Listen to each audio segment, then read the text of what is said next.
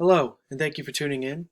My name is Karl Wernecke, and I'm a graduate research assistant at East Tennessee State University. Today I will be outlining the study of sports specialization and its impact on motivations and education development. My co-authors and advisors are Dr. Charles W. Jones, Dr. Natalie L. Smith, and Dr. Amanda Green. All authors are current members of the Sport and Recreation Management program at East Tennessee State University. The concept for this study came from my personal experience in deciding to specialize in one sport, lacrosse. After making that choice to specialize in lacrosse, I went through a number of other decisions on whether I wanted to play at the collegiate level and where that would be. Through conversations with my family, peers, and coaches, I decided that furthering my education was important to my personal development. Although lacrosse was a major factor in my search for institutions, finding a college with a sport management degree was most important.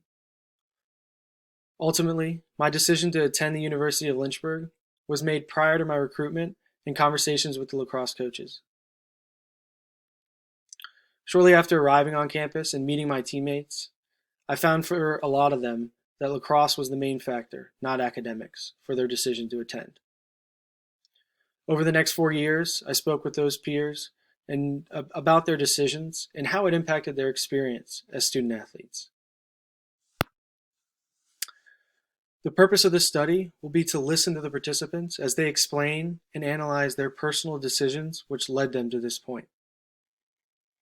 I will read and listen to the transcripts to identify recurring themes within the experiences of these Division III student athletes. From these themes, we will build upon previous literature to develop and understand the potential for recommendations for the next generation of sports specializers, their peers, and their leadership. Self-determination theory will be applied to identify fulfillment of needs such as competence, relatedness, and autonomy.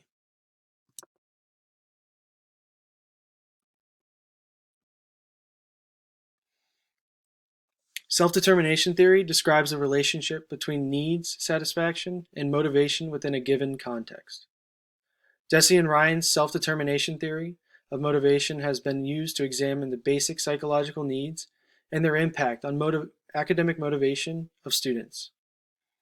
Yet little research has covered the motivations of student athletes at the Division III level who do not receive scholarships for their athletic abilities and why they choose to pursue their degree as well as participate in the sport they specialized in.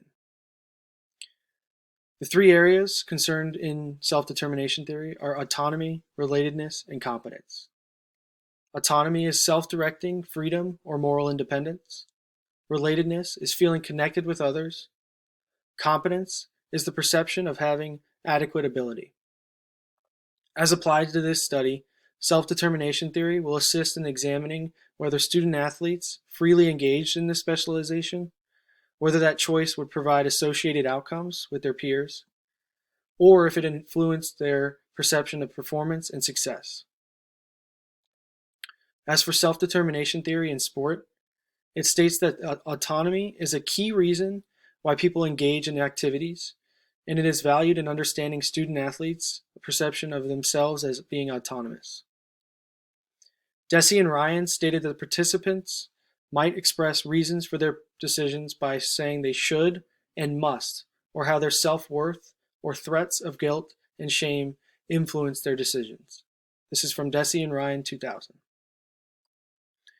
In application to this current study, we might take this concept to understand the participants as they argue their experiences of whether they should have or must attend college if they want to continue their participation in the sport in which they chose to specialize. What is sport specialization? To define this, we must start with the youth sport, as participation is starting at earlier ages, and with more participants, it's becoming more structured and adult organized. With more attention, funding, and support from adult figures, there has been another growing theme among sport participants: specialization. Specialization in sport can be characterized as a year-round training in a single sport as at the exclusion of other sport or non-sport activities. Russell and Limley conducted research on participants in their late teens. The findings indicated that single sport specialization has a higher chance of being detrimental to physical activity, it will restrict skill development, and undermine the overall goal of youth sport.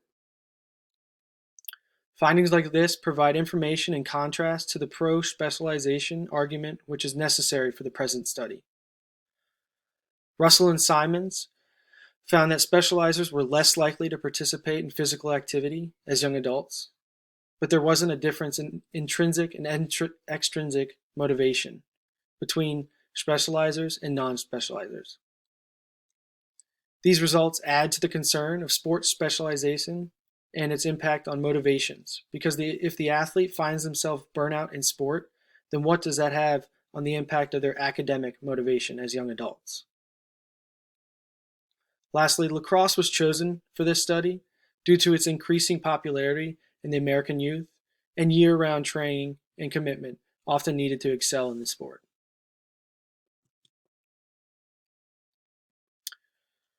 Now we must understand the relationship between athletics and academics. Student athletes are defined as students enrolled in a member institution who voluntarily participate in intercollegiate athletics at the institution in which they are enrolled. Through analysis of the National Longitudinal Survey of Youth and the National Longitudinal Study of the High School Class of 1972, Barron, Ewing, and Waddle found that male high school athletes went on to receive more years of education than non-athletes. They also found that former high school athletes fared better in the job market than non-athletes because that athletic involvement enhances productivity. Previous findings on future aspirations also found that sport involvement positively influenced aspirations to attend college. Reese and Sabia in 2010 suggested that athletics can distract the students from their studies. But what is to be said when athletic participation is depending on academic performance? Well, to answer that, Joy Gaston Gales examined the academic and athletic motivation among student athletes at a Division I university. She found that academic motivation is and can be a key variable in measuring academic performance. On the other hand, studies state that student athletes' commitment to their athletic role negatively impacts their academic motivation. It is also challenging for these student athletes to sustain their academic motivation because of their athletic role. Mahoney conducted a similar study through qualitative examination of student athletes' perceived academic and athletic roles. This study found that there was a phenomenon of push and pull, where the participants admitted to navigating both roles in an unbalanced way. For example, athletes might neglect their academic roles and needs when they're traveling for athletic competition. Woodruff and Schallert went on to form 5 role groupings of student athletes. Those roles were state of play, what am I doing here, the best of both, sports aren't everything, and the student. Recognizing these roles helps to understand student athletes' perceptions of their overall collegiate experience. Melissa Muharis conducted a study of Division III community college student athlete motivations in comparison with non-student athletes. Whether it was because they were recruited to play there, they needed a certain GPA to stay eligible, the academic motivations of these student athletes were reportedly due to their sport participation. In another Division III study, Emerson, Brooks, and McKenzie found that at many individual colleges, athletes perform as well academically as non-athletes, and athletes who were not recruited performed nearly as well as non-athletes. Although previous studies examine academic motivation among student athletes while in college, there is a need to understand why the student athletes chose to attend college. To this point, previous research has yet to examine the factors which led sports specializers to further their education as well as continue their athletic career. This study will investigate the following research questions to provide a frame in which to analyze the phenomenon of sport specialization and its impact on educational experiences. Question 1.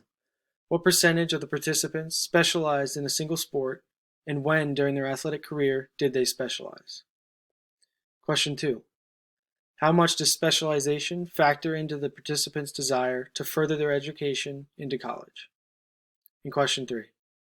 What is the perception of the participants' educational career after specialization? While we haven't yet conducted these interviews, we anticipate that the experiences shared can give new insight of sport specialization, athletic opportunities, and the perceived impacts on academic motivations.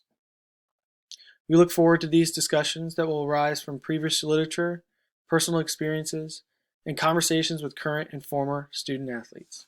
If you have any questions, comments, or feedback, please reach out.